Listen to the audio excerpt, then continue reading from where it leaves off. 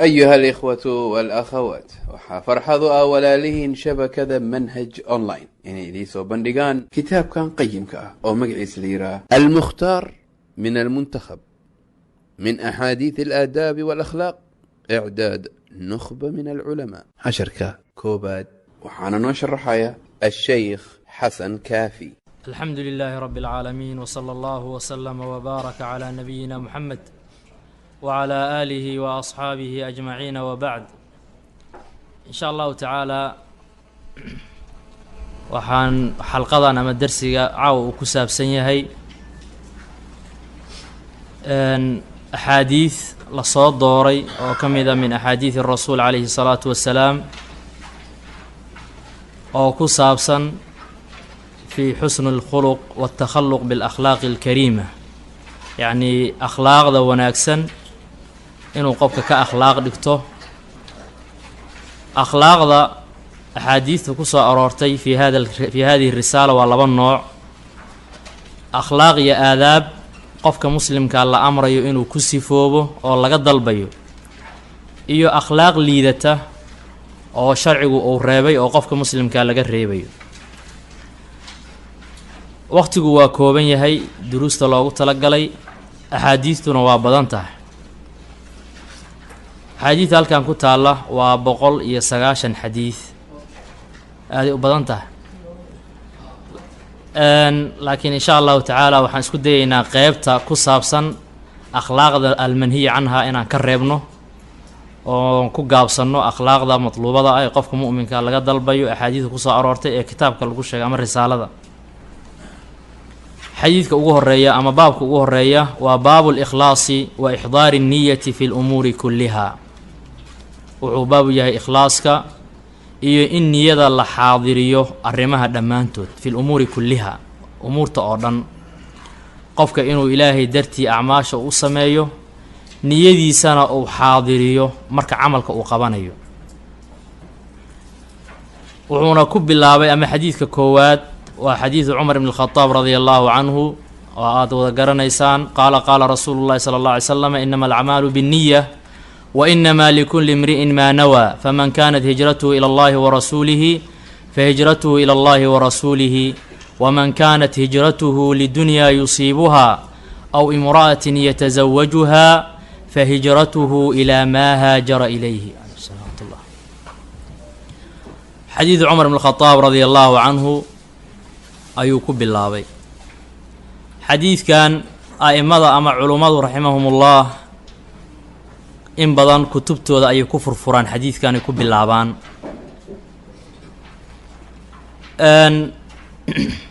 sababta ay ugu bilaabayaanna waxaa weeye xadiidkan culamada qaar waxay ku sheegeen inuu yahay nisfu diin, diinta islaamka barkeed inuu xadiidkan yahay. maxaa yeelay diinta islaamku acmaasha qofka muslimka uu qabanayo waa acmaal daahira iyo acmaal baatina. acmaasha baatinkaana xadiidkan ayaa ka hadlaya oo caddaynaya. bacdu ahlilcilmina waxay idhahdeen waa huluthu ddiin, diinta markii 3 loo qaybiyo qeyb ka mida weeye xadiidkan. a'imada xadiidkan ku bilaabatay mu'alafaadkooda waxaa ka mida imaamu albukhaari raximahullah fii saxiixihi. awalu xadiid uu sheego fii saxiixihi waa xadiidkan inama alacmaalu binniya wa inama likulli imri'in maa nawaa. xadiidkanna nebiga sala allahu caleyh wasalam wuxuu ku sheegay acmaasha sixadeedu inay ku xiran tahay niyada. acmaasha sixadeeda iyo in qofka muslimka yacni ilaahay uu ka aqbalo ay ka ansaxdo waxaa shardi u ah inuu niyeysto ilaahay dartii subxaana wa tacaalaana uu u sameeyo. lidaalika ahlucilmiga qaar ka mida waxay soo qadaraan inamaa sixatu alacmaali binniya. sixada camal acmaasha waxaa waaye un niyada, macnaha qofka inuu niyadiisa soo xaadiriyo, inuu ikhlaas u sameeyo. ikhlaaskana waa labada shardi ee loo shardiyo qofka muslimka camalkiisa inuu saalix noqdo. labada shardi loo shardiyo mid ka mid ah waa alikhlaas. ikhlaas haddii la waayo camal saalixa ma jiro. walidaalika qur-aanka in badan waxaa ilaahay subxaana wa tacaala uu xiriiriyaa aliimaan walcamal saalix. camalkana mar walba waxaa shardi waa inuu saalix yahay. saalixna ma noqonayo ilaa an yakuuna khaalisan sawaaban, ilaa inuu noqdo mid khaalis ah oo ilaahay dartii subxaana wa tacaala loo samaynayo hadyigii nebiga waafaqsan calayhi salaatu wassalaam. ikhlaaska in badan waa la sheegaa, laakiin haddana tadbiiqintiisa aaday u dhib badan taha sida culammadu ay yidhaahdeen. bacdu salaf raximahumullah waxaa laga sheegay inay yidhaahdeen naftayda kulama jihaadin intaan ikhlaaska kula jihaad, macnaa wax iiga daran naftayda oon kula dagaalamo ma isoo marin oo ikhlaaska ka badan ama ka weyn ikhlaaska. waxa ugu badan oo ay naftooda kula diriri jireen waa al-ikhlaas lilaahi caza wajalla. alimaam ibnu lqayim raximahullah fi lfawaa'id wuxuu sheegay markuu ikhlaaska ka hadlay iyo ahmiyadda uu leeyahay, wuxuu yidhaahday ikhlaasku suuragal maaha, rajana ha ka qabin ilaa inaad laba arrin gowracdo ood ka takhallusta mooyaane marka hore intaadan u gudbin ikhlaaska. labadaas arrin adoon ka takhallusin suuragal ma ahan buu yidhahday in ikhlaas aada la timaado, ha rajaynin. arrinta koowaad wuxuu yidhahda waa atamacu fi ddunyaa, yacni tamaca iyo rabitaanka iyo maaragtay qofka adduunyada inuu u isticmaalo wixii yani ilaahay subxaana wa tacaala loogu dhowaan lahaa, calaa kullin adduun jacayl inuu qofka ku jiro waa wax ikhlaaska hor istaagayo. arrinta labaad ee qofka ikhlaaska ka hortaagan ee la rabo inuu iska wareejiyo intuusan ikhlaaska ku dadaalin waxaa waaye buu yidhahda xubu thanaa, ammaan jacayl. labadaas cudur haddii aad qabto ikhlaaskaagu waa adagyah, inaa ikhlaas la timaado culeys badanaa ku jira. qofku haddii atamac fi dunya uu ku weyn yahay, waxaa laga yaabaa camalkii saalixa ahaa, camalkii wanaagsanaa ee uu qabanayay oo sharciga waafaqsanaa inuu u sameeyo liajli dunyaa, soo dhaqaalo ugu helo, soo dadka qaar ugu dhowaado, si uu hanti ugu helo, iyo ujeeddooyin noocaas oo kale ah oo ku tacalluqda isagoo mansib ugu gaaro atamac fi dunya. hadduu ammaan jecel yahana waa la mid, oo camal walba uu qabanayo waxaa laga yaabaa inuu is yihahdo ha lagu ammaano, ha lagu yidhaahdo allele fulaan waa nin fiican, waa nin geesi, waa nin deeqsi. markuu wax sadaqaysanayo inuu is yihahdo waa nin deeqsi ha lagu yidhaahdo. markii uu dad waxbarayo ama uu waxbaranayo inuu is yidhaahdo waa nin maaragtay cilmiga ku fog ha lagu yidhaahdo. markii uu jihaad fii sabiilillaahi ku jiro inuu is yidhaahdo waa nin geesiya ha lagu yidhaahdo. waa xubu thanaa, waa ammaan jacayl, ayadana ikhlaaska waa ku horgo-an tahay. labadaas cudur markuu sheegay ayuu wuxuu yidhi labadaas cudur daawadooda ayuu ka hadla. marka atamac fi dunyaa wuxuu yidhahda waxaa daawo u ah qofka inuu ku fakiro ou xasuusto oo naftiisa ku waaniyo wax ilaahay subxaana wa tacaala uusan u qorin inuusan cunaynin. risqigu waa qoran yahay, qofku markuu uurka hooyadii ku jiraa loo qoray wuxuu cuni lahaa, waxaad cuni lahaydna ku gefi maayaan, wax ilaahay uusan kuu qorinna heli maysid. inuu taa naftiisa ku waaniyo ou xasuusto, taa waxay ka saaraysaa marka in wixii aakhiro uu ugu shaqaysan lahaa u isticmaalo liajli dunyaa, inuu addunya darteed u isticmaalo. tan labaad ee ah xubu thanaa ama ammaan jaceelka, wuxuu soo qaatay xadiidkii nebiga sala allahu alay wasalam, nin acraabiya inuu ku yidhi yaa rasuula allah ina madxii zaynun wa dammii shayn. markaasuu yidhi nebig alay slatu wasalaam daaka allah, kaasi waa allah buu yidhi, ammaantaydu waa wanaagsan tahay, dembigayga dhaleecayntayduna waa xun tahay buu yidhi. nebiga alay slatu wasalaam wuxuu yidhi kaasi waa allah. marka inaad xasuusato oo naftaada ku waaniso, haddii ilaahay subxaana wa tacaala ku ammaano, ilaahay kor kuu qaado, cid hoos kuu dhigi karta inaysan jirin. haddii ilaahay hoos kuu dhigay, cid kor kuu qaadi karta inaysan jirin. idan dadka dhan hadday ku ammaanaan, ay ku yidhaahdaan hebelow nin fiicanaa tahay, waxay kuu faa'iideynayaan iyo waxay kuu soo kordhinayaan midna lama arko. haddii alla agtii aadan ka wanaagsanayn waxba kuusoo kordhi maayaan. haddii allah subxaana wa tacaala agtiisa aada qof wanaagsan ka tahana, dadka dhammaantood hadday ku dhaleeceeyaan oy ku duraan ee wax kaa sheegaan waxba kaa nuqsaami maayaan. maxaa yeele cinda allah ad ku sarraysaa. ilaahay qofku kor u qaado, cid hoos u dhigi karta ma laha. qofka ilaahay hoos u dhigana cid kor u qaadi karta ma laha. qofka markuu taa niyaddiisa uu yacni xaadirsado ou naftiisa ku waaniyo, ou yacni ka saaro xubu thanaa iyo atamac fi dunyaa, labadaas markuu dabxiyo u gowraco, markaas ha ku dadaalo buu leeyahay ibnulqayim ikhlaaska. laakiin inta labadaa ku hortaagan yihiin waa laba caa'iq oo kaa hortaagan in maaragtay aada ikhlaaska la timaado. xadiidkan marka nebiga sala allahu alay slam wuxuu sheegay acmaasha sixadeeda in ay tahay biniya, niyada inay ku xihan tahay. niyadu marka waa wax aad iyo aada u weyn. niyadu waa midda lagu kala soocayo caadaadka iyo cibaadaadka. wixii inay caado kaa yihiin iyo inay cibaado yihiin waxaa lagu kala soocaa biniya. markaad sooman tahay, haddii ujeedadaadu ay tahay inaad cuntada keliya iska dhaafto si aad caafimaad u hesho, cudurro aad ku haya aad uga fiicna aad yani uga biskooto takhtar kuu qoray, taas waa caada. haddana waa imsaak, waa afhaysasho, laakiin mid cibaadaa ma aha. laakiin haddii aad u soomto in ilaahay subxaana wa tacaala uu ku amray, alla uu kugu farad yeelo soomkaas, saas aad u niyeysato waa cibaada. marka niyadu waxaa lagu kala saaraa bayna alcaadaat waalcibaadaat, wax lagu kala farqiyo o lagu kala sooca waay. ixtisaabka iyo waxyaalaha niyada ku tacalluqana dadku aad iyo aad ugu kala horeeyaan ama ugu kala sarreeyaan. lidaalika laba qof oo tukanaya oo salaad ku jira ayaa waxaa laga yaabaa salaadooda inay ugu dhexayso kamaa bayna asamaa'i waalardi bixasbi niya. ninkan niyadiisu waa mid xaadir, waa miduu ku khushuucayo, waa miduu ku tadabburayo, waa miduu salaada la socdo, ixdaaru niyuu leeyahay. midna waa qaafilo, waa maqan yahay. labada mid walboo ka midana fii hay-atihi waa nin tukanaya oo rukuucaya oo sujuudaya. salaadahoodana farqi weyna udhexeeya, waxay ku kala horeeyaan waa niyada. marka niyadu waa asalka, niyadu waa asal. nebigu sal lla ly slam wuxuu yidhi wainamaa likulli imri'in qof walbana waxaa u sugnaaday maa nawaa waxa uu niyeystuu leeyahay. faman kaanat hijratuhu ila allahi wa rasuulihi, qofkii hijradiisa allah iyo rasuulkii xaggii ay ahaatay oo alla yani ilaahay dartii u hijrooda, fa hijratuhu hijradiisu ila allahi wa rasuulihi. waman kaanat hijratuhu lidunyaa, qofkii u hijrooda adduunyo darteed, yusiibuhaa ou asiibayo ou helayo, aw imra'atin yatasawajuhaa, ama naag uu guursanayo. qofka u hijrooda, qof dumar uu guursanayo, qofka u hijrooda, fa hijratuhu hijradiisa ilaa maa haajara ilayhi, waa wuxuu u hijrooday. markuu nebigu lahaa alayh salatu wasalaam faman kaanat hijratuhu ila allahi wa rasuulihi waa soo celiyey ila allahi wa rasuulihi, fa hijratuhu ila allahi wa rasuulihi. laakiin markuu sheegay ninkii adduunye u hijrooda ama haweenay uu guursanayo u hijrooda, ma dhihin fa hijratuhu ila adunyaa. lafdigii macnaha lama soo celcelin ee wuxuu yidhahday fa hijratuhu ilaa maa haajara ilayhi.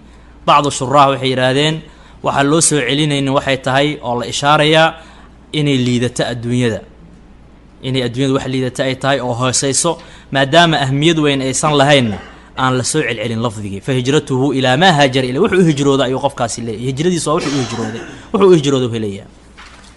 hijraduna bimacnaa waa gooyn, waa didul wasli, xiriirintay kasoo horjeedaa, waa ka tegid. sharci ahaanna waxaa la yihahdaa in la faaruqo min bilaad, yani laga tago min bilaadi alkufri loona hijroodo ilaa bilaadi alislaam. asoo qofka markaa diintiisa fidno uga baqaya ama yani sidaasoo kale doonayo inuu diintiisa oogo, haddii matalan aan loo ogoleyn shacaa'irulislaam inuu muujiyo, meel uu ku muuji karo diinta islaamka inuu u hijroodo. hijro kaloo waxaa jirta mar walba qofka laazimaysa oo ah inuu ka hijroodo, ka dheeraado macaasida, inuu macaasida ka fogaado, taas mar walba waa madluub. waalmuhaajiru man hajara maa naha allaahu canhu, maa naha allaahu warasuuluh, maa naha allaahu canhu. muhaajirku waa qofkii ka hijrooda wixii ilaahay subxaana wa tacaala uu ka reebay. allah rasuul waxay ka reebaan, qofkii ka dheeraadana waa muhaajir. hijradaas ma aha miduu bilaadka ka tegayo, laakiin wuxuu ka tegayaa macaasidii iyo dunuubtii uu galaya ayuu ka fogaanaya. xadiidka labaad, can abi hurayrata radia allahu canhu qaala wuxuu yidhi qaala rasuulu llahi sala allahu alay wasalam, nabiga alayh isalaatu wasalaam wuxuu yidhi ina allaha laa yanduru, ilaahay subxaanahu wa tacaala ma fiirinayo ilaa suwarikum. xadiidka hadda aan soo marnay cumar radia allahu canhu, dadka qaaraa waxay sheegaan in sababul wuruudkiisa uu ahaa ninkii la dhihi jiray muhaajir ummi qays loo yaqiinay, oo la yidhi ummi qays darteedu u hijrooday, oo magaalada madiine intii u hijrootay naagtaasuu doonaya darteed ayuu uga daba hijrooday, u aaday. markuu nebigu yidhi alay slat slaam aw imra'atin yankixuhaa aw imra'atin yusiibuhaa, alfaada qaar ku jirtay, waxay yidhahdeen ninkaas ayaa sababul wuruudka xadiidka ahaa. xaafid ibnu rajab raximahullah wuxuu leeyahay sababul wuruudka xadiidka ma aha. muhaajir ummi qays qisadiisu way jirtaa xadiidkan, laakiin sababtu usoo arooray arrintaas ma ahan. xadiidka sababta u soo arooray arrintaa ma aha. can abi hurayrata radia allahu canhu qaala wuxuu yihi qaala rasuulu llahi sala allahu alay wasalam nabiga calayhi salaatu wasalaam wuxuu yihi ina allaha alle laa yanduru ma fiiriyo ilaa suwarikum hay-adihiinna iyo qaababkiinna alla ma fiiriyo, suuradihiinna alla ma fiiriyo, wa amwaalikum iyo hantidiinna ilaahay ma fiiriyo, walaakin yanduru laakiin alla wuxuu eegaahu fiiriyaa ilaa quluubikum quluubtiinna wa acmaalikum iyo acmaashiinna. maxalnu nadar walictibaar waxaa waaye alla subxaana wa tacaala uu ka fiirinaya addoonka waa quluubta addoommada wuxuu ka fiirinaya waa quluubtooda iyo acmaashooda, laakiin alla ma fiiriyo subxaana wa tacaala suwarka addoommada siday u kala qurxoon yihiin, inay qofku cad yahay, inuu madow yahay, inuu dheer yahay, inuu gaaman yahay, midna alla ma fiiriyo subxaana wa tacaala. dhammaantood alla asaa abuuray, asaana hay-adahaasi qaababkaas kala duwan u abuuray.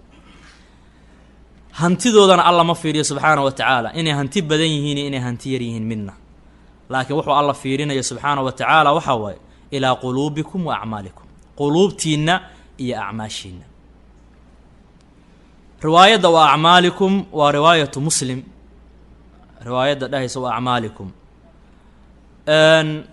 xadiidkuna waa muttafaqun calayhi biduuniha oo aysan ku jirin wa acmaalikum. riwaayaddaasna waa muhiim jiddan, maxaa yeele dadka qaara waxay yidhaahdaan oo caado ay ka dhigteen khaasatan dadka asxaabulmacaasi wadunuub ah, markaad tidhahdo war dembigan iska dhaaf, wuxuu ku leeyahay ilaahay baa quluubtayda og, qalbigaygu anigu waa nadiif, qalbigaygu waa wanaagsan yahay, laakiin waxaan aad arkaysid ma aragtay qalbigayga ayaa ka fiican, qalbiga waa wanaagsan yahay, aniga maanta aan samaynaya ha fiirinine, qalbigaygu waa wanaagsan yahay. xujo ma aha, qalbigayga waa wanaagsan yahay. warkaasuna waa war aan saxiix ahayn. hadduu qalbigaagu wanaagsan yahay acmaashaadaa wanaagsanaan lahayd, maxaa yeelay fasaad ulcamal wuxuu daliil u yahay, fasaad uldaahir wuxuu daliil u yahay fasaad ulbaatin, in qofka baatinkiisu uu faasid yahay. nebigu sala allahu alay slam wuxuu yidhaahday alaa ina fi ljasadi mudqa idaa salaxat salaxa aljasadu kulluh wa idaa fasadat fasada aljasadu kulluh alaa wahiya alqalb. jirka waxaa ku jirta ximin, haddii uu fasahaado, hadday fasahaado jirka dhan waa fasahaadaya, hadday wanaagsanaato ximintaasna jirka dhan waa wanaagsanaanaya, waana qalbiga. qalbigu hadduu wanaagsan yahay marka acmaashaa wanaagsanaanaysa, hadduu qalbigu faasid yahana acmaashuna sidoo kale, maxaa yeele qalbiga asigaa asala. marka rasuulka calayhi salaatu wasalaam wuxuu leeyahay alla wuxuu fiirinayaa ilaa quluubikum quluubtiinna iyo wa acmaalikum acmaashiinu alla fiirinaya. meeshaasaa marka qofka laga miisaamaya. haddii qalbigiisa iyo camalkiisu wanaagsan yahay, ilaahay agtiisa waa qof wanaagsan. haddii camalkiisa iyo qalbigiisa uu liitana, ilaahay subxaana wa tacaala agtiisa waa qof liita. waxa alla marka uu qofka ku miisaamayo waxaa waaye waxa qalbigiisa ku jira iyo camalka uu samaynayo, labadaasaa loo fiirinaya. xadiidkaana wuxuu la mid yahay qowlullahi subxaana wa tacaala ina akramakum cinda allaahi atqaakum, yacni bayaan buu u yahay waxaa idinkugu karaamo badan ilaahay agtiisa kuwa idinkugu taqwada badan. waxa la fiiriye waa maxay? taqwada. lama dhihin waxaa idinkugu karaamada badan waa kuwa idinkugu qurxoon, kuwa idinkugu hantida badan, kuwa idinkugu nasabka weyn, midna lama dhihin. laakiin alla subxaana wa tacala wuxuu yidhahda atqaakum, kuwa idinkugu cabsida badan, idinkugu taqwada badan, kuwaasaa ma aragtay idinkugu karaamo badan. nebigu markii la weydiiyey calayhi salaatu wasalaam man akramu nnaas, wuxuu yidhaahda atqaahum lilaah, dadka yaa u karaamo badan rasuulka ilaahayo, wuxuu yidhahda kuwa ugu cabsida badan, kuwa ugu taqwada badan ayaa ugu karaamo badan. marka karaamada iyo wanaagga iyo khayrku waxay ku xiran yihiin qofka siduu u wanaagsan yahay cinda allaahi caza wajalla bicamalihi saalix. baabu xusni lkhuluq wuxuu baabu yahay buu yidhaahdaa akhlaaqda wanaagsan, akhlaaqda wanaagsan. can anasin radia allahu canhu qaala wuxuu yihi kaana rasuulu llahi sala allah alay slam nabiga alayh isalaatu wasalaam wuxuu ahaa axsana annaasi kan dadka ugu wanaagsan buu ahaa khuluqan xagga akhlaaqda. nabiga alayh salatu wasalaam wuxuu ahaa kan dadka ugu wanaaga badan xagga akhlaaqda. ilaahayna wuxuu yihi subxaanahu wa tacaala wa inaka la calaa khuluqin cadiim, markuu rasuulkiisa ka hadlayay wa inaka la calaa khuluqin cadiim, nebi maxamedow waxaad ku sugan tahay akhlaaq aad iyo aad u weyn oo aad iyo aad u sarraysa.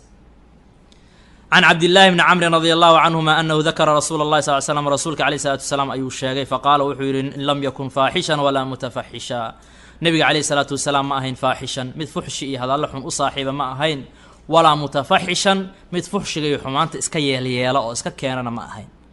wa qaala wuxuu yidhi cabdullaahi qaala rasuulu llahi sal slam rsulka alle wuxuu yidhi ina min khiyaarikum axaasinakum akhlaaqan kuwa idinkugu akhyaarsan waxaa ka mida kuwa idinkugu akhlaaqda wanaagsan ina min khiyaarikum khiyaartiina waxa waa ama kuwa idinkugu akhyaarsan axaasinakum waa kuwa idinkugu wanaagsan akhlaaqan xagga akhlaaqda can abi hurayrata radia allahu canhu qaala wuxuu yidhi qaala rasuulu llahi sala allahu alay wasalam nabiga alay salatu slam wuxuu yidhi akmalu lmu'miniina iimaanan mu'miniinta kuwa kan ugu kaamilsan ugu dhammaystiran xagga iimaanka axsanuhum waa midka ugu wanaagsan khuluqan xagga akhlaaqda diinta islaamka xusnulkhuluq aada iyo aaday u boorisay xusnulkhuluq macnaheedu waxaa waye alta-adu bilaadaabi sharciya qofka inuu ku dhaqmo ou ku edabsado aadaabta sharciga ah aadaabta qur-aanka kariimka iyo sunnada nebiga sala allahu alay slam ay fareen oo ilaahay subxaana wa tacaala iyo rasuulkiisa waxay amreenna uu la yimaado wax alla iyo rasuul ay ka tageenna uu ka haro taasaa asal u ah xusnulkhuluq nabiga calayhi salaatu wasalaam wuxuu sheegay inuu miisaanka cuslaynayo yowma alqiyaama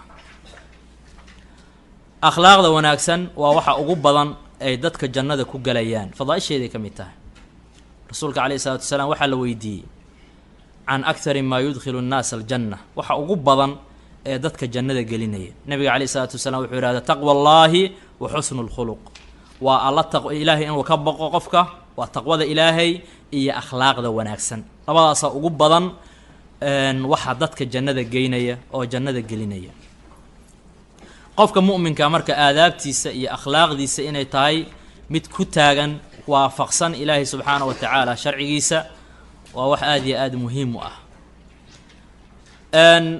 min xusni lkhuluqna waxaa ka mid ah wixii kasoo horjeeday axaadiidta hadda aan sheeg yani min xusni lkhuluq waxaa ka mid wixii axaadiidtu hadda amraysa waxyaalaha axaadiidtu ay reebtana waa min suu'i lkhuluq waxaa ka mid ah alfuxshu watafaxush qofka inuu caado ka dhigto hadallada xunxun iyo inuu iska yeelyeelo waxyaalaha xunxun inuu ku hadlo waxaa ka mid ah wax walba oo sharciga khilaafsan waa min suu'i lkhuluq akhlaaq darraday ka mid tahay wixii sharciga khilaafsan wixii sharciga waafaqsanna waxay ka mid tahay min xusni lkhuluq akhlaaqda wanaagsan ay ka mid tahay qofka mu'minka waxaa la rabaa marka inuu siiradii nebiga sala allahu calayh wasalama iyo shamaaishiisa iyo taariikhdiisa uu akhriyo iyo saxaabadii ridwaanullaahi calayhim iyo a'imatu salaf ou ka akhlaaq dhigto akhlaaqdooda rasuulka calayhi salaatu wasalaam markaa xayaatadiisu u fiirsato jawaanib badan waxaad arkaysaa sida ilaahay ku sifeeyey subxaana wa tacaala inuu yahay wa innaka la calaa khuluqin cadiim alla uu ku sifeeyey waxaa noo imaan doonta axaadiida qaar rasuulka calayhi salaatu wasalaam bacdu alacraab ay go' ku jiidayaan ilaa jambigiisa ama dhinaciisa uu saameeyey oo raad uu ku yeeshay oo ay leeyihiin ilaahay maalkiisa wax naga sii adiga iskama liida maalka ilaahay wax ka keen rasuulka calayhi salatu wasalaam uu qoslayo waxay ka mid tahay xilmigiisa iyo dulqaadkiisa calayhi salaatu wasalaam cumar ibnu khadaab radia allahu canhu nin la yidhaahdo alxur ibnu qays oo min quraa'i saxaaba ka mid ahaa ayaa waxaa u yimid ninay qaraabo yihiin markaasuu yidhi waxaan rabaa inaan u galo amiirkan ee iiga idan dalab cumar uu ka wada radia allahu canhu cumar radia allahu canhu waa u idmay markuu u galay hadallo kulul ayuu cumar kula hadlay inuusan cadaalad wax ku qaybin inuusan si siman wax u bixin hadallo noocaas u isticmaalay cumarna markaas waa amiiru lmu'miniin radia allahu canhu wuxuu awoodaa inuu ka aarguto ciqaabo cumar waa carooday markaasaa xur radia allahu canhu wuxuu yidhaahday yaa amiira almu'miniin yaquulu allahu caza wajalla khudi alcafwa waamur bilcurfi waacrid can iljaahiliin wa ina hada min aljaahiliin buu yidhahda aayaddii buu usoo qaatay ninkaana jaahiliintuu ka mid yaha buu yidhahda ilaahayna wuxuu yidhahda cafwiga qaado khudi alcafwa waamur bilcurfi waacrid can iljaahiliin jaahiliintana ka jeeso marka jaahiliinta la leeyahay ka jeeso oo iska cafiyo iska dhaaf rasuulka ilaahay ninkaana ka mid yani cumaru ninkaana ka mid a waa min aljaahiliin uu ka mid yahay cumar radia allahu canhu waa ka joogsaday wa kaana waqaafan cinda kitaab illaah cumar radia allahu canhu waxau ahaa mid istaagid badan kitaabka ilaahay subxaana wa tacaala agtiisa hadalkaas markuu maqlay oo aayaddii loo sheegay cumar radia allahu canhu waqaf waa istaagay waxay ka mid tahay min xusni lkhuluq akhlaaqda wanaagsan ay ka mid tahay waxaa tusaale u ah markii nebiga sala allahu alay wasalam lagu tusaaleeyo acmaashiisa iyo afcaashiisa ninkii acraabiga ahaa ee masjidka ku kaadiyey oo saxaabada radia allahu canhum ay zajriyeen nabiga calayhi salatu wasalaam wuxuu yidhaha dacuuhu ka leexda markuu kaadidii dhammaystay ayuu nebigu sala allah alay slam wuxuu amray in wadaan biya la keeno oo lagu shubo meeshii uu ku kaadiyey acraabigii.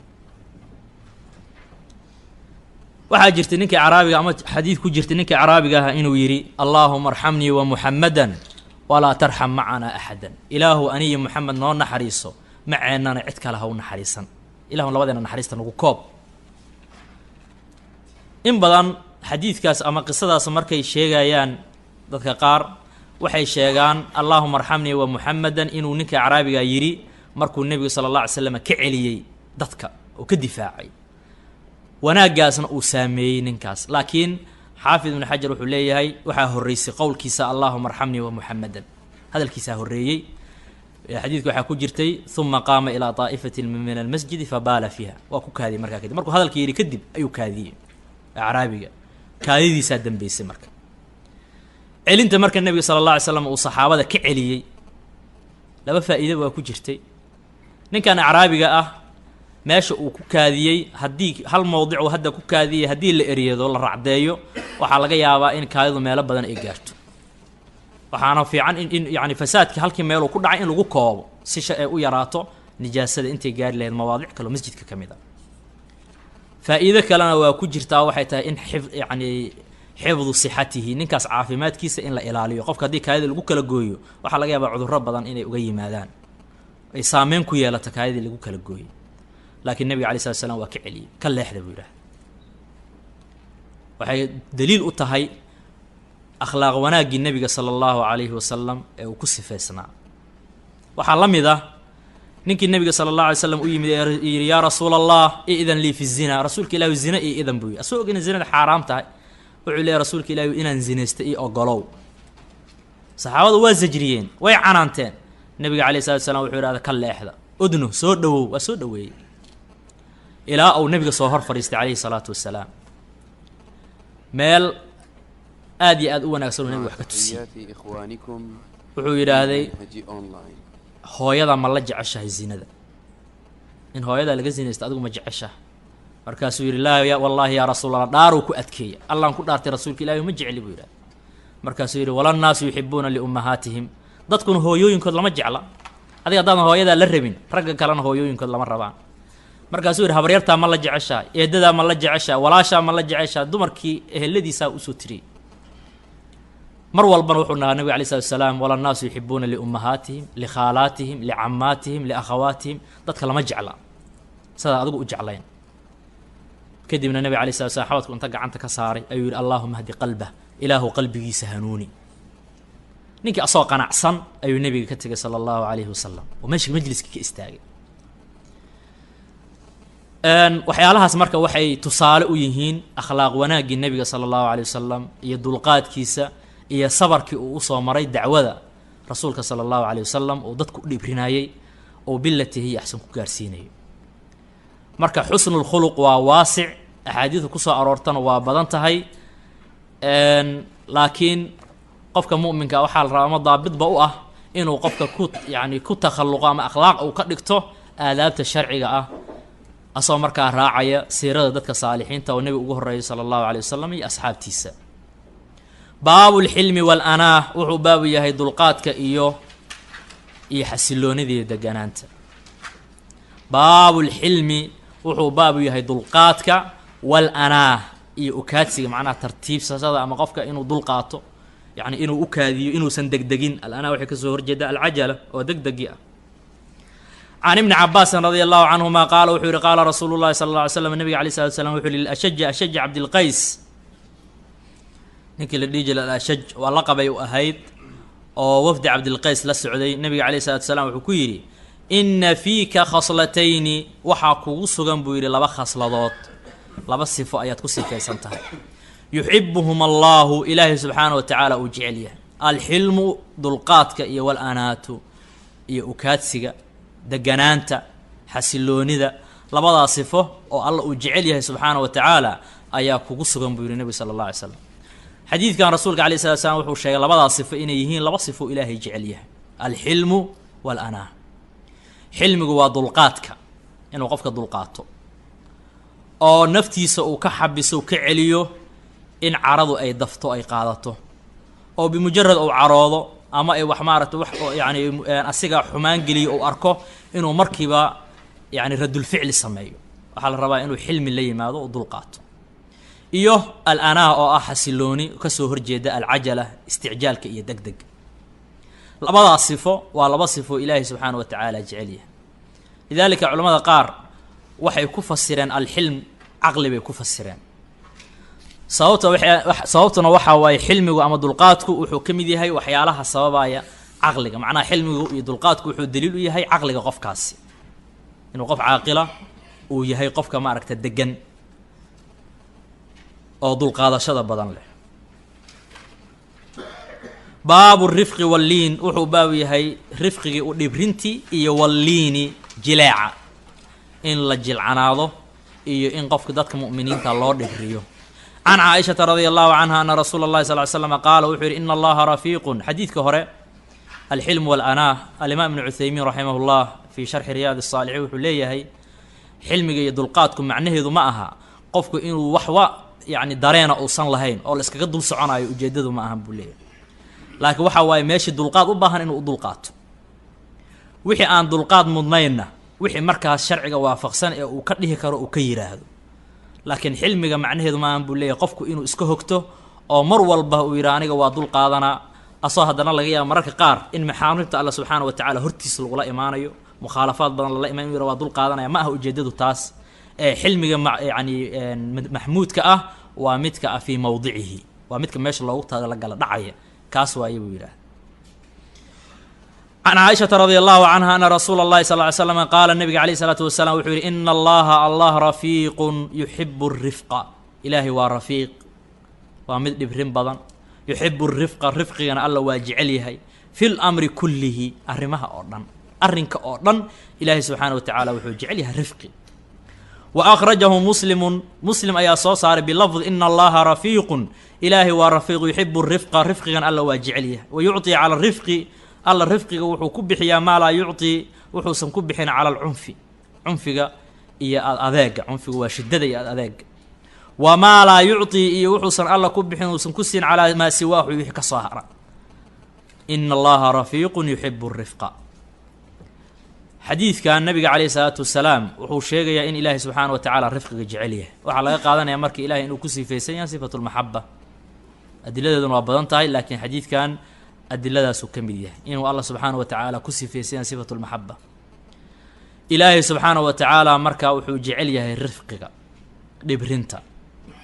alrifqu waa allutf, macnaa dhibrin iyo in qofka uu jilcanaado fi lqowli waalficli, labadaba inuu ku jilcanaado. waxayna ka soo horjeedaa cunfiga. rifqiga wuxuu ka soo horjeedaa cunfiga. shiddada waxyaalo aan lagu bixin oo qofka uusan ku gaari karin ayuu wuxuu ku gaarayaa rifqiga in badan, yacni u dhibrinta. rifqiga sida xadiida caaisha radia allahu canha noogu imaanayo kan ku xiga, shayga uu galo waa qurxiyaa, shayga laga siibana waa xumaadaa. shayga haddii rifqi laga siibo wuxuu noqonayaa shay xun oo liita ayuu noqonaya. caaisha radia allahu canha waxay leedahay ina arifqa nabiga alay slat slam wuxuu yidhi ina arifqa laa yakunu fii shayin, rifqigu shay dhexdii ma ahaado ilaa zaanahu, ilaa waa qurxiyaa. walaa yunzacu min shayin, shay rifqi lagama siibo ilaa shaanah, ilaa waa xumeeya. shaygaas wuxuu noqdaa shay xun. shayga rifqigu ka maqan yahay macnaha mid liita oo xun buu noqonaya. asalku marka waxaa waay waa arifq, in loo rifqiyo, loo dhibriyo. dhibrinta iyo rifqiguna wax sida culammadu ay sheegeen waa qofka inuu rifqiga iyo dhibrinta la yimaado fii mowdici rifqi. laakiin mararka qaar waxaa laga yaabaa meel rifqi aan wax ka taraynin in loogu baahdo cunfi, waa suuragal waay. culammaduna waxay leeyihiin haddii cunfigaas loo baahdo laftirkiisaa rifqiya sharci ahaan, asiga laftirkiisaa rifqiya.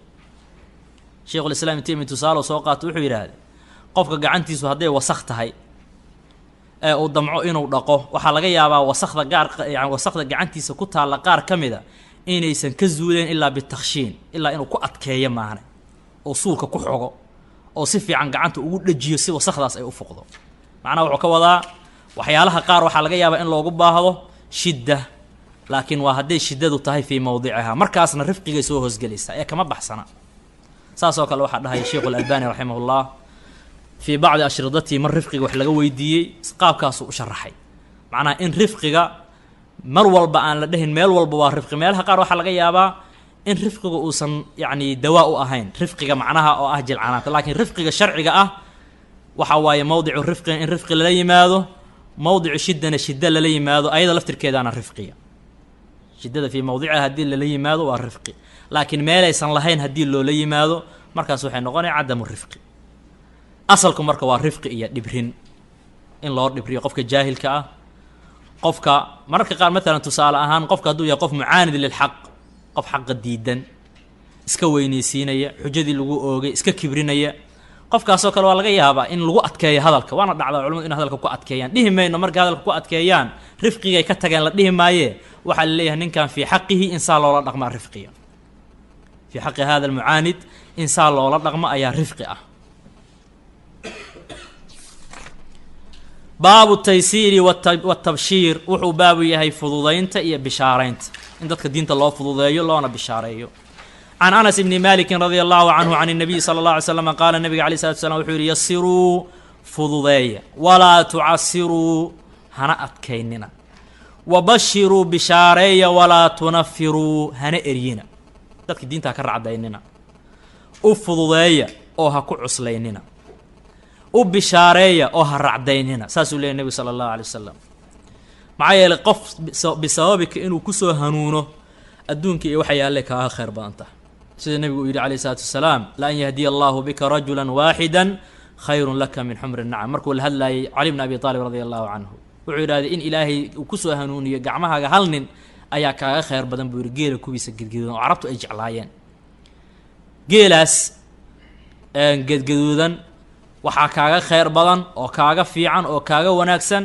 in hal qof ilaahay subxaana wa tacaala gacantaada uu kusoo hanuuniyo marka u fududeeya dadka diinta oo ha ku cuslaynina saasuu leeyay nabiga alayh isalaatu wasalaam wabashiruu bishaareeya walaa tunafiruu hana eryina oo ha racdaynina fududaynta diinta la fududaynaayo waa calaa wifqi sharci waa sida sharciga waafaqsanaa loo fududaynaa maxaa yeele hadda muddooyinkaa dambe waxaa badatay fududaynta diinta in dad badan ay dhahaan diinta waa in la fududeeyo macnaheeduna ay tahay calaa mukhaalafati sharci sharciga in la khilaafo in waajibaad laga tago in muxaramaad lala yimaado haddaad tidhaahdo shaygan waa xaaraamna la leeyahay ha adkaynin diinta ma adke diintu ma adka xaqiiqa waa inaysan adkayn waa diin fudud waa diin sahala laakiin diinta islaamka in sidii ilaahay usoo dejiyo loogu dhaqmay sahal ku tahay saasay ku sahlan tahay maaha in la khilaafo oo lala yimaado waxyaalo aan diinta ka mid ahayn lagu soo daro waxyaabo badan kadibna la yihahdo waa taysiir iyo fududayn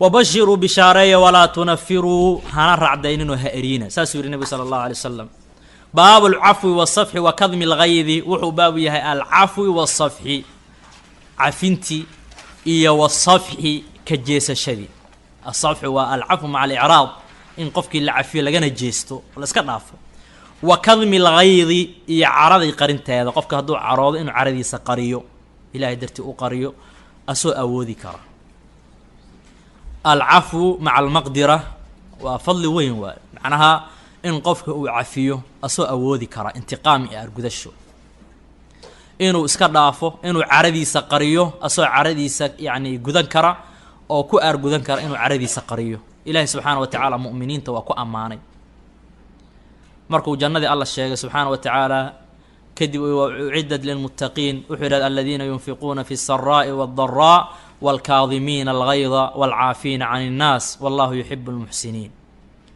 aladiina yunfiquuna ama fi الsaraa'i wاldaraa wاlkaadimiina algayda waa kuwa caradooda qariya wاlcaafiina can الnaas dadkana iska cafiya culamadu waxay leeyihiin alcafwu asalkiisu waa khayr iyo wanaag laakiin waxaa laga yaabaa fii bacdi almawaadic in cafwiga laga fiican yahaba oo inaan la cafinba laga yaaba inay khayr badan tahay tusaale wuxuu usoo qaaday ibnu cuthaymiin raximah ullah qofka faajirka ah ee daalimka ah ee dadka muslimiinta ah dhiigooda daadinay matalan waa qof qaatil oo aad dadka u dilo safaag ah waa la qabtay qof ehladaada ka mida buu dilay waxaa lagu yidhi qofkan ma laguu qisaasayaa mase diyaad qaadanaysaa oo qisaasta waad ka tanaasulaysaa xaaladaasoo kale qofkan waxaad og tahay haddii la daayo oo adiga aada cafiso berri dad kaloo muslimiin oo galaafanaya oo laynaya shartiisu waa shar ballaaran. kanoo kale in la cafiyo miyaa fiican mase waxaa fiican in ciqaabta lagu qaado oo la qisaaso. ujeeddada markaas adiga aad loo qisaaso u leedahana ma aha inaad adiga gudanaysid si muslimiinta shartiisa aad uga raaxayso way. xaaladaasoo kale waxay leeyihiin culimadu waxaa fiican inaan la cafin si ma aragtay qofkaa shartiisa loo dhaafiyo dadka muslimiinta ah. laakiin al asl cafwiga fiican marka maslaxaday ku xiran tahay. asalkuna waa cafwi, qofka muslimka ah inuu cafiyo. cafwiguna wuxuu fadli leeyahay waa cinda almaqdira, waa markuu awoodi karo argudasho macnaha. وعن عائشة رضي الله عنها قالت waxay tiri ما ضرب رسول الله صلى الله عليه وسلم شيئا قط nabiga عليه الصلاة والسلام shay ma garaacin bay tiri weligii biyadihi gacantiisa kuma garaacin ولا امرأة haweeney ma garaacin ولا خادما adoon ma garaacin إلا أن يجاهد في سبيل الله ilaa wadada alla inuu ku dagaalamo oo cadowga alla markaas uu gacanta ula taga maahane nabiga عليه الصلاة والسلام cid kale uu gacantiisa ku garaacay ma jirto. وما نيل منه شيء قط weligii nabiga عليه الصلاة والسلام lama gaarin oo wax lagama sheegin فينتقم uu markaa guto يعني guto min saaxibihi saaxiibkii uu ka guto ilaa an yuntahaka ilaa in la dilaaciyo la jeexo shay min maxaarim illah ilaahi maxaarimtii ka mida maahan qofkii inuu ku dhaco wax muxaramaadka ka mida mooyaane nabiga عليه الصلاة والسلام naftiisa weligii uma argudan. فينتقم uu markaa guto nabigu lilaahi caza wajalla ilaahay dartiis. markaasna intiqaamka nabigu wuxuu u sameynaa waa lilaah. laakiin rasuulka عليه الصلاة والسلام inta la gaaray ama wax dhiba asiga soo gaareen qofkii ku sameeyey kama aargudan ilaa an yuntahaka shay'un min maxaarim illah fayantaqima lillahi caza wajalla. arrintaasna waxaa tusaale u ah cabdullaahi ibnu saba can cabdullaahi ibnu ubay ibnu salool ra-iisu lmunaafiqiin. nabiga calayhi salatu wasalaam aada u dhibe waxyaaba badan uu ka sheegay, dicaayado badan uu ka fidiyey. waa ninkii yidhi lain rajacnaa ila almadiina layukhrijana alacazu minha aladal, asigoo alcaz ka wada asiga iyo wixii la jira aladalna ula jeeda rasuulka sala allahu caleyh wasalam. dhib badan uu nabiga dhibay. haddana markuu dhintay nabiga caleyhi salaatu wasalaam waa ku tukaday salaatu ljanaaza. cumar radia allahu canhu ayaa isku dayay inuu ka celiyo, markaasu wuxuu yidhi yaa rasuula allah atusallii calaa hada almunaafiq. cumaraa dhahay rasuulka ilah munaafiqa anaa ku tukanaysaa. markaasuu u tiriyey xumaanadiisii. nabiga sala allahu alay slam wuxuu yidhaahday cumarow iga leexa buu yidhahday fa innii khuyirtu, aniga waa la ikhiyaar geliye iga leexo. khiyaar gelintana nabigu wuxuu ula jeeday calayhi salaatu wasalaam istaqfir lahum aw laa tastaqfir lahum in tastaqfir lahum 70 maratan falan yakfir allahu lahum. aayaddaas marka wuxuu yidhi waa la ikhyaar geliyey ee faraha iga qaad. waxaa ku jirta xadiidkii inuu nabigu yidhi sala allah alay slam haddaan ogahay haddii aan ka ziyaadiyo istikfaarta 70 in loo dhaafayo haddaan ogahay waa ka ziyaadi lahaa, laakiin ilahay u dembi dhaafi maayo subxaana wa tacaala. nabigu waa ku tukaday salaatu ljanaaza, qamiiskiisana kafanaa looga dhigay. haddana maca daalika nabiga aada u dhibay cabdullaahi ibnu ubay ibnu salool. rasuulka calayhi salaatu wasalaam ugama aargudan min nafsihi, laakiin nabiga calayhi salaatu wasalaam waa caddeeyey munaafiqiinta iyo xumaanadooda iyo waxyaalaha ay ku sugnaayeen. taasna waa lilaahi caza wajalla, maxaa yeelay maxaarim allah ayay jeexeen. laakiin rasuulka calayhi salatu wasalaam mantaqaman linafsihi, naftiisa uma aargudan. can anas bni malikin radia allahu canhu qaala wuxuu yihi kuntu amshi waxaan la soconayay maca rasuuli llahi sal ly slam rasuulka alla maci wa calayhi ridaa-un waxaana nabiga dushii ah go' najraaniyun, najraan loo nisbeeyey, najraan lagu sameeyo, haliidu lxaashiya darfihiisu ay adag yihiin. fa adrakahu waxaa soo haleelay acraabiyun nin reer baadiye ah, fajabadahu wuxuu ku jiiday biridaa'ihi go-iisa jabdatan shadiidatan, jiidid daran ayuu ku jiiday. nadartu waxaan fiiriyey buu yidhi ilaa safxati cunuqi rasuuli llahi sal slam, rasuulka alay slat slam qoortiisa dhinacyadii dhinac ka mid ayaan fiiriyey. waqad aharat bihaa xaashiyatu ridaa, xaal ay saamaysay go-ii darfihiisa, min shiddati jabdatihi jiiditaankii daran ee uu ku jiida awgeed. uma qaala kadib wuxuu yidhi acraabigii yaa muxamed mur lii min maali illaahi aladii cindak, ii amar maalka alla subxaana wa tacaala xaggii iga amar, alladii cindaka maalkaasoo agtaada, maalkan aad hayse ilaahay uu leeyahay maalkaas alla wax iga sii oo ii amar. macnaa adiga madihiduu ka wadaa waa min maali illahi keen wax iga sii. faltafata ilayhi rasuulu llahi sal slam, rasuulka alayh salat slam acraabiga ayuu fiiriyey, xaggiisa ayuu u milicsaday. fadaxika nebigu waa qoslay. uma amara lahu bicaطaa'in, kadibna nebiga alayh salat slam wuxuu u amray in wax la siiyo. waxay ka mid tahay min xilmi nabiyi alayh salat slam, dulqaadka rasuulka sala allahu calay wasalam ayay ka mid tahay. ninkaas caraabiga go- si xoogan buu ugu jiida, inuu xoog ugu jiidana waxaa daliil u ah inay nabiga calayh salatu wasalaam sumad iyo calaamad ay u yeeshay, in raadkeedu ay ka muuqatay qoorta nebiga calayh salatu wasalaam. haddana maca daalika kama argudan, bal rasuulka calayh salatu wasalaam uma caroon, xanaaqna uma muujina, waa qoslay. rasuulka calayh salatu wasalaam waa qoslay, kadibna wuxuu yidhaahday waxa la siiyo ninkan. baabu listicaadati wa dabdi الnafsi cinda algadab, wuxuu baabu yahay alisticaada, ilaahay in laga magan galo shaydaanka, wa dabdi الnafsi iyo nafti in la xakameeyo oo la dabdiyo cinda algadabi carada agteeda, qofku markuu caroodo inuu naftiisa xakameeyo celiyo. can sulaymaan ibni surad radia allahu canhu qaala wuxuu yihi istaba rajulaani, laba nin ayaa iscaysay cinda الnabiyi salى اllahu alay wasalam, rasuulka alla agtiya. fajacala axaduhumaa midkood wuxuu guga galay taxmaru caynaahu, indhihiisu inay gaduuteen, mid ka mid ah indhihiisu gaduuteen. wa tantafiqu awdaajuhu, xididada dhuuntana ay yani ay barareen oo xididadiisu ay soo baxeen caro awgeed. faqaala rasuulu llahi sal l slm, rasuulka al wuxuu yidhi innii la acrifu, anigu waxaan garanayaa kelimatan, kelimad ayaan garanaya, low qaalahaa, ninkan hadduu kelimadaas yidhaahdo, ladahaba canhu aladii yajidu, ladahaba canhu ninkaa waxaa ka tegaya alladii midka yajidu uu helay, waxa uu dareemaayo ee caro ah waa uu ka tegayaa. kelimad hadduu yidhahday caradu ay ka tegaysa ayaan garanaya. acuudu biاllaahi min الshayطaani الrajiim, kelimaddu waa kelimadaas, inuu yidhaahdo cinda algadb acuudu biاllaahi min الshayطaani الrajiim. qofka marka acuudu biاllaahi min الshayطaani الrajiim hadduu yidhaahdo, rasuulka calayh salatu slam wuxuu sheegay in caradiisu ay degayso, maxaa yeeley shayطaanka ayaa sii buufinaya qofka markuu caroodo si uu ugu dhaco maxaarimta muxaramaadka, si uu muxaramaad ugu dhaco ayuu shayطaanku sii buufinayaa oo sii carogelinayaa. waxaa laga yaaba marka dambe inuu gaaro heer waxuu ka hadlayo uu gara waayo lishiddati اlgadb. can abi hurayrata radia allahu canhu ana rasuula اllahi sal l slam qaala, nabigu wuxuu yihi laysa shadiidu bisurca, laysa shadiidu ma aha ninka daran bisurca, lagdanta ninka ku daran oo aada lagdanta u yaqaana ma aha. laysa shadiidu ninka daran ma aha bisurca, midka wax lagda, midka lagdanta badan dadka dhulka dhiga ma aha ninka daran, ninka ad adag ee shadiidka ah ma aha midka wax lagda.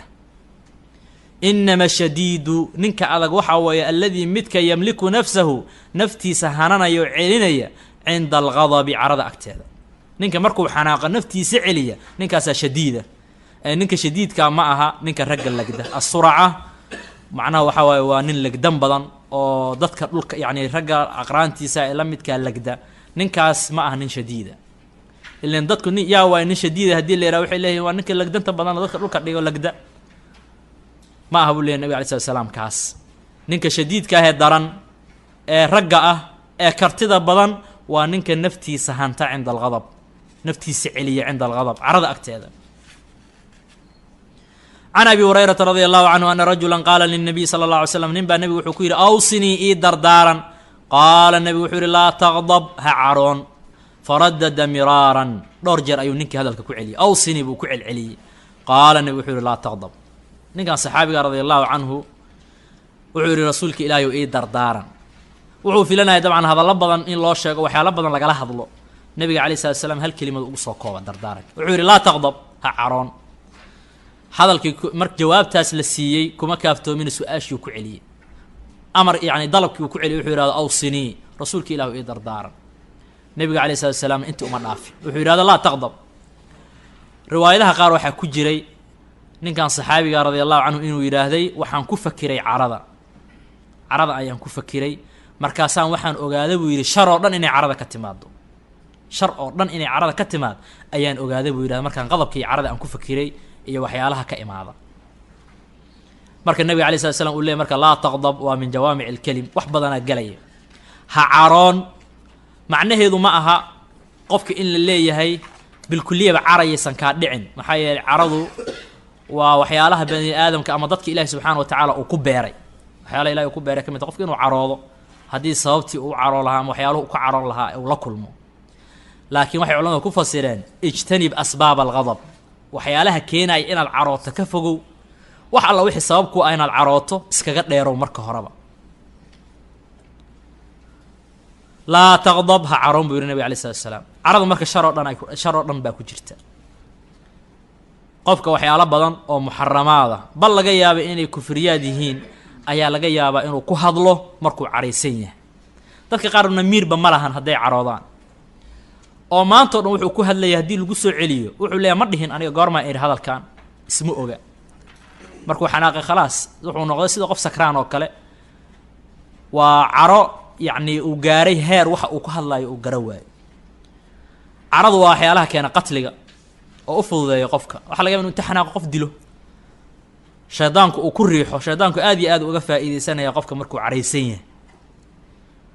oo qofka markuusan caraysnayn waxaa laga yaabaa waxyaabo badan oo xumaan ah inuu ka fakiro is yidhahdo waxaan ha ku dhaqaaqin oo naftiisa ka celiyo.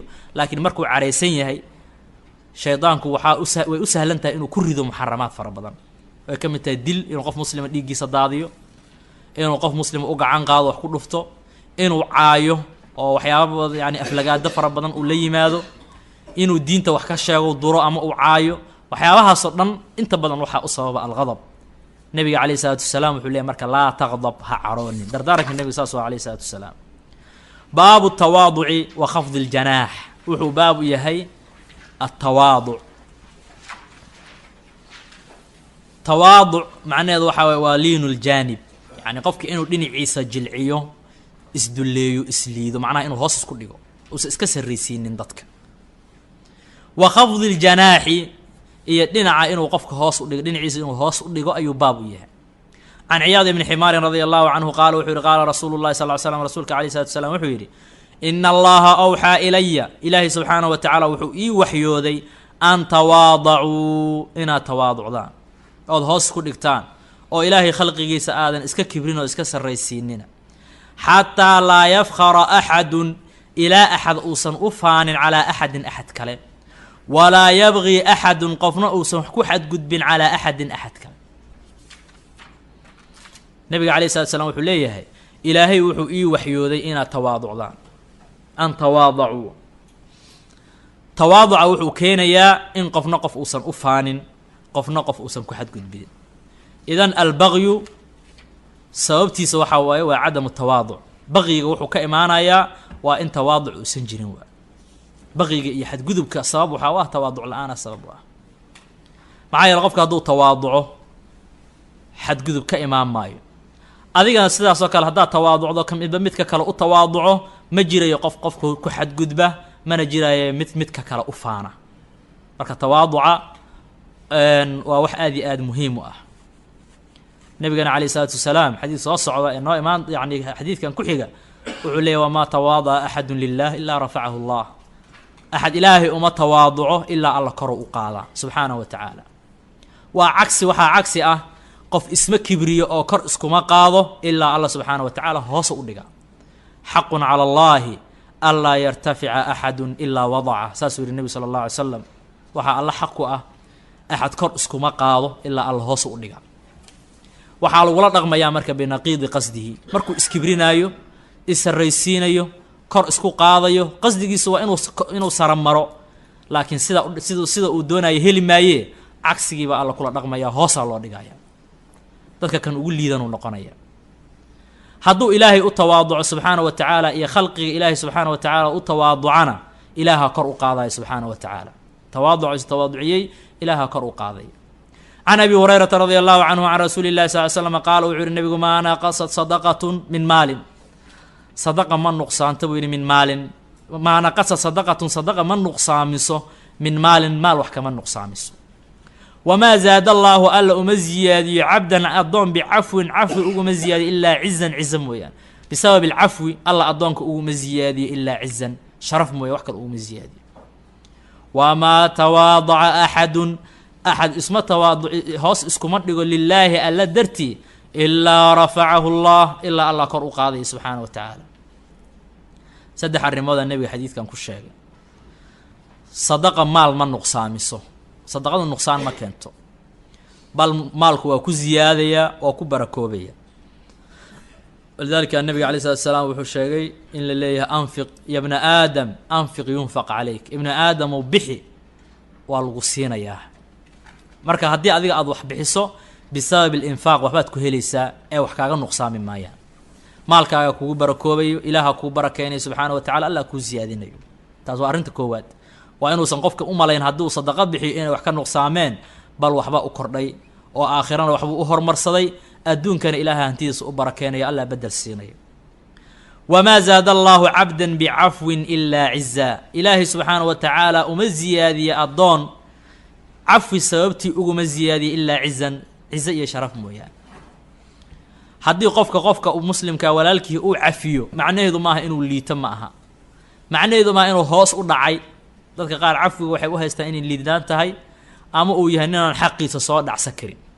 inuu qofka waa cafiyey, maxaad u cafinaysaa maa ka aargudat? cafigu dulli ma keene, cizu keenaa. qofka mu'minkaa cafwiga uu cafinayo ilaahay uguma ziyaadinayo ilaa cizan, sharaf mooye wax kale ugu ziyaadi maaya. arrinta saddexaad, wamaa tawaadaca axadu lilah ilaa rafacahu llah, waa arrinta saddexaad oo nebigu ka hadlay alay slat slam fi hada alxadiid. axad uma tawaaduco ilaahay dartii ilaa allah subxaanaه wa tacaala waa rafciyaa oo ilaahay subxaanaه wa tacaala kor u qaadaa.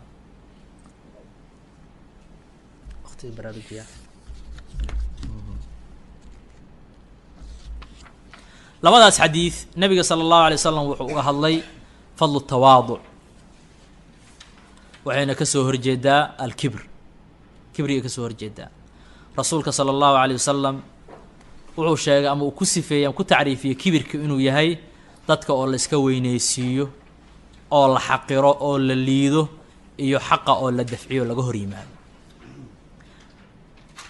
markuu rasuulka alayh salatu salaam sheegay kibirka qofka la yimaada inuusan maaragtay jannada gelaynin, nin saxaabada ka mid aba wuxuu yidhi yaa rasuula allah, ina arajula yuxibu an yakuuna thawbuhu xasanan wa nacluhu xasanan. rasuulka ilaahay ninku wuxuu jecel yahay in kabtiisu qurxoonaato, dharkiisuna qurxoonaado. dhar qurxoon inuu labisto, kaba qurxoon uu xirto, saasuu jecel yahay. macnaha ma kibira?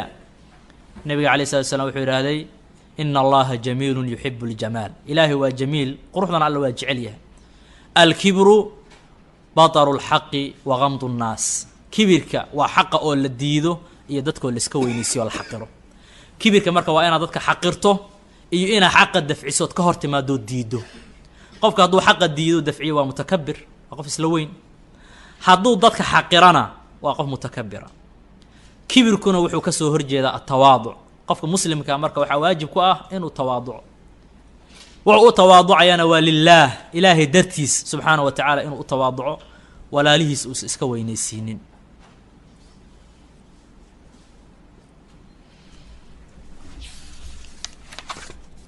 baabu lislaaxi bayna annaas, wuxuu baabu yahay in la islaaxiyo dadka dhexdooda, sulxi in lagu dhaqaaqo, dadka dhexdooda la hagaajiyo, la islaaxiyo ayuu baabu yahay. can abi hurayrata radi allahu canhu qaala wuxuu yihi qaala rasuulu llahi sal slam, rasuulka alayh salatu salam wuxuu yihi kullu sulaama min annaasi calayhi sadaqa, kullu sulaama min annaas, ximin walba, min annaasi oo dadka ximino min annaasi dadka ka mid, calayhi dushiisa waxaa sadaqatun sadaqo, kula yowmin maalin walba sadaqaa dushiisa ah, tadlucu fiihi shamsu ay qoraxdu usoo baxayso, maalin walba ay qoraxdu usoo baxayso. yacdilu bayna thnayni, laba ayuu u cadaalad, yacdilu bayna thnayni sadaqatun, inuu u cadaalad sameeyo laba qof waa sadaqa, ay cadluhu bayna tnayn sadaqa. cadliga iyo cadaaladda u sameynaya laba qof waa sadaqa, macnaa laba qof inuu kala gar qaado uu cadaalad sameeyo waa sadaqa. wa yuciinu rajula calaa daabatihi fayaxmiluhu calayha, ninka ayuu wuxuu ugu kaalmaynayaa daabadiisa, fayaxmilu calayha, wuu ximbaarayaa oo daabadii ayuu saaraya, ow yarfacu calayha, ama wuxuu ugu koryeelayaa mataacahu alaabtiisa, sadaqatun waa sadaqa iyaduna. waalkalimatu اطayibatu, kelimadda wanaagsan iyo hadalka wanaagsanna sadaqatun waa sadaqa. wa kullu khadwatin, tilaabo walba, yakhtuuhaa oo u qaadayo u tilaabsanayo ila salaati, salaada xaggeedana sadaqatun waa sadaqa. wa yumiitu aladaa can اطariiqi, leexinta uu waddada uu ka leexinayo waxyaalaha dadka dhibaya, aladaa waa wixii yani waxyaalaha dadka dhibaya inuu waddada ka leexiyana sadaqatun waa sadaqa.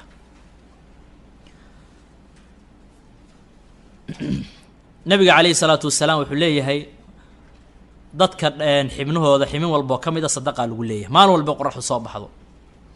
sadaqaadku waa badan yihiin, sadaqada hanti oo la bixiyo keliya ma ahan, inuu dhaqaalo bixiyo keliya ma aha. waxaa ka mid a sadaqaadka inuu laba qof dhexdhexaadiyo ou bilcadli ku dhexdhexaadiyo, yacdilu bayna thnayni sadaqa, inuu u cadaalad sameeyo laba qof cadaaladda labada qof uu u sameynayana waa sadaqa waana midda loo baabay baab alislaaxi bayna annaas waa alcadlu bayna alithnayn iyo arrinta labaad ee sadaqada waxaa waaye inuu qofka walaalkii u kaalmeeyo kaalmadaasu hadday noqoto inuu asiga daabadii uu kori waayey ee uu asigii saacido qaado daabadii saaro hadduu matalan qof cuuryaana yahay oon kori karin inuu saacido caawiyo ama alaabuu sitay oo dhulka ka taalla asoo daabada saaran inuu alaabta u qaado u dhiibo oo daabadii u saaro waa sadaqa haddaad wax kala weydo alkalimatu tayiba waa sadaqa hadal wanaagsan inaad ku hadasho ayaduna waa sadaqa tilaabo walba oo qofka u qaadayo salaada xaggeedana waa sadaqa mar walba u tilaabsanayo waa sadaqa walidalika nabi alay slat slam reer bani salama markay damceen inay kasoo ag dhawaadaan masjidka wuxuu yidhahday bani salama diyaarakum tuktabu aathaarukum reer bani salama guryihiina laazima guryaha aad degantihiin hadda jooga waxaa la idin qoraya raadkiina waxay damceen inay masjid kasoo dhawaadaan waxay yidhaha masjidkan ka fogna nabi wuxuu yidhaha aathaartiina la idin qoraya marka waa khadwada iyo tilaabada qofka salaada xaggeeda u qaadayana waa sadaqa wa yumiitu aladaa cani ariiqi sadaqa waxyaalaha dadka dhibaya sida qodxa ama dhala wadada taalla ama musmaar iyo wax alla wixii dhibaya wadada yani wasakhdii in qofka uu ka zuuliyo dariiqina waa sadaqa arrimahaasoo dhan nabiga alayh salatu salaam wuxuu leeyahay waa sadaqa marka sadaqaadku waa badan yihiin ximin walbo qofka jirkiisa ka midana sadaqaa lagu leeyahay sadaqaadkaasna waxaa ka mid a alislaax bayna annaas alislaax bayna annaas adilada kusoo aroortana aaday u fara badantaha waxaa ka mid a qowl llahi caza wajala waaslixuu daata baynikum iyo qowl llahi caza wajala inama almu'minuuna ikhwa faaslixuu bayna akhawaykum marka alislaax bayna annaas sharcigu aad iyo aad u dhiirageliyay nabiga calayh salaatu wasalaamna salaatu ljamaca uga ta'ahuray lilislaax bayna annaas can umi kulhuum bintu cuqba radia allahu canha anaha samicad rasuula allahi sal l slam yaquul waxay maqashay nabiga alayh salatu salaam oo leh laysa alkadaabu midka beenta sheegaya ma aha alladii midka yuslixu dhexdhexaadinaya oo islaaxinaya bayna annaasi dadka dhexdooda fayanmii khayran aw yaquulu khayran fayanmii oo markaa naqlinaya khayran khayr naqlinaya oo u kala raraya khayr aw yaquulu khayran ama khayr dhahaya ma aha midkaas midka kadaabka beenaaluhu ma aha midka dadka dhexdhexaadinaya o islaaxinaya oo hadal wanaagsan u kala naqlinaya oo qolada u tagta maxay naga sheegayeen markii la yidhaha wuxuu leey khayray sheegayeen waa wax dhibaata idinkama sheegaynin yacni war khayro u naqlinaya maxaa yidhi haduu yidhaha waxbay idinka sheegayeen waa idin caynayeen way xanaaqsanayeen waxa laga yaba ayagu inay sii fogaadaan islaaxi laga rabana uu suurageli waayo laakiin hadal khayr u naqlinaya kadaab ma aha maxaa yeele waa muslix bayna annaas warka wuxuu naqlinayaa khayr ama wuxuu dhahayaa hadal khayr ah kaasi ma aha buu yidhi nebi sala allah alay slam midka kadaabka ah macnaha mid ku dambaabaya ma aha weeye beentiisa yacni been nin been sheegay oo la leeyahay waa beenaale oo beentaasi waa ku dambaabaya ma aha midka hadalkaas u dhahaya lilislaaxi bayna annaas baabu shafaaca wuxuu baabu yahay shafaacada can abi muusa alashcari radi allahu anhu in la shafeeco shafaacada hadda wuxuu ka wadaa in la ergeeyo oo qof haddii matalan uu rabo inaad qof kale uga ergeyso inaad shafaacadaas ku dhaqaaqdood u ergeyso oo wejigaaga iyo jaahaaga iyo garashada qofkaas adiga isgaranaysaan inaad ku caawiso qofka walaalka ee muslimka ah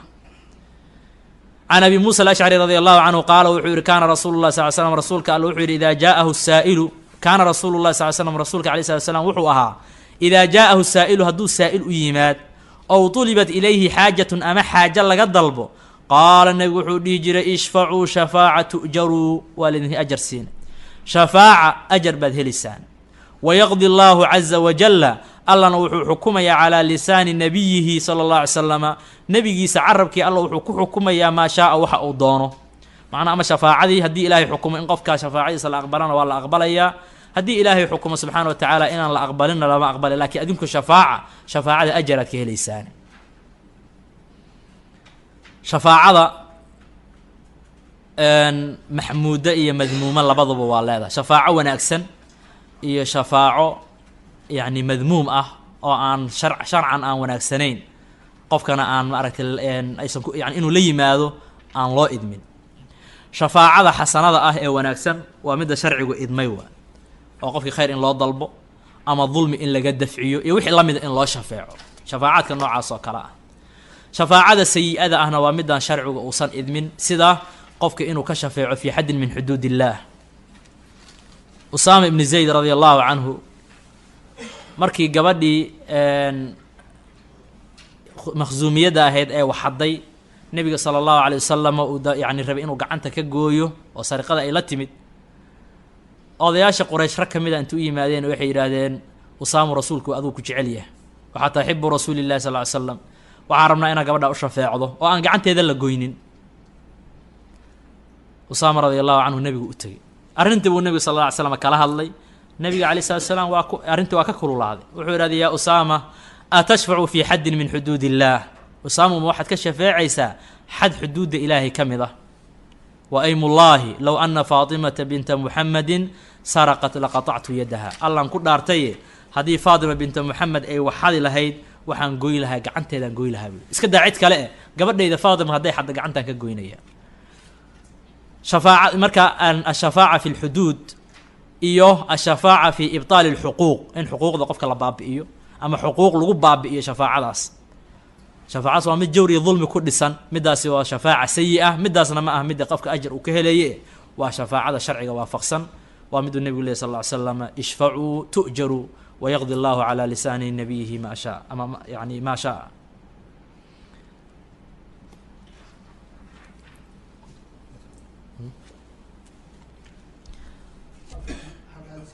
can ibni cabaasin radia allahu canhuma fi qisati bariirata wa zawjiha ibni cabaas radi allahu canhuma waxaa laga wariyey fi qisati bariira qisadeeda iyo wa zawjihaa bariiro ninkeeda qaala nabiyu sala allahu alay slam nabiga calayhi salaatu wasalaam wuxuu yidhi low raajactihi haddii aada u noqo lahayd saasaa fiicnaa leed macna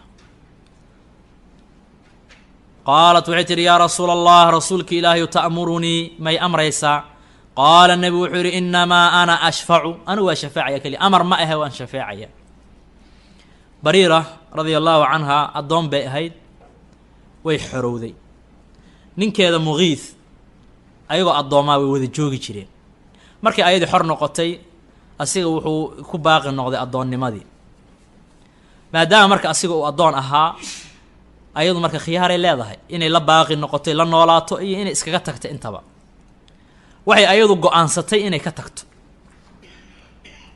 aysan la noolaanin aysan xaas usii noqon maadaama asigana uu addoon yahay ayaduna ay xor tahay muqiit radia allahu canhu waxaa laga sheegay inuu markaa ka daba ordaayey asagoo markaa ayadii raba ayaduna ay ka cararaysay ma rabta yani aysan doonaynin nebiga calayh isalaatu wasalaam ayay soo mareen nebiga alay slat slam marka wuxuu ku yidhi low raajacti haddaad u noqo lahayd macnaa saasaa wanaagsanaa lahayd u noqo muusa dhihin amar ma siinin waa cardi iyo bandhig waa u bandhigay su-aalay weydiiso waxay tihi yaa rasuula allahi ta'murunii rasuulka ilaah may amraysaaho hadalkaas aad leedaha ma amar ba haddaad amrayso amarkaaga waa fulinaya arrintan waxay daliil u tahay sida saxaabada radia allahu canhum ay ugu hoggaansamayeen hadalka nebiga calayh isalaatu wasalaam hadday amar tahay bari radia allahu canhu waa u noqo lahayd laakiin waxay istifsaar weydiisay ma amara mase waa shafaaca nebiga alay slat slam wuxuu yihi inamaa ana ashfacu anigu waan shafeecaya keliya amar ma ahan qaalad waxay tihi laa xaajata lii fiihi wax dana kama lihi marka hadday shafaaca keliya tahay oo rasuulka alla aadan amraynin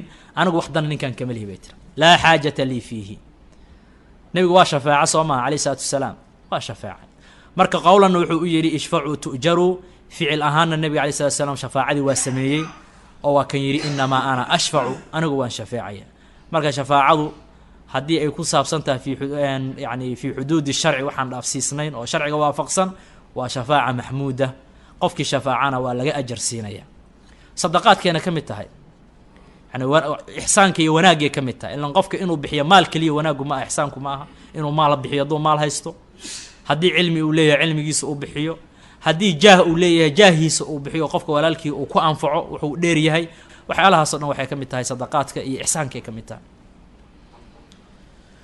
إن شاء الله وحنكون جوجيننا عند باب قضاء حوائج الناس والله أعلم وصلى الله على نبينا محمد وعلى آله وصحبه أجمعين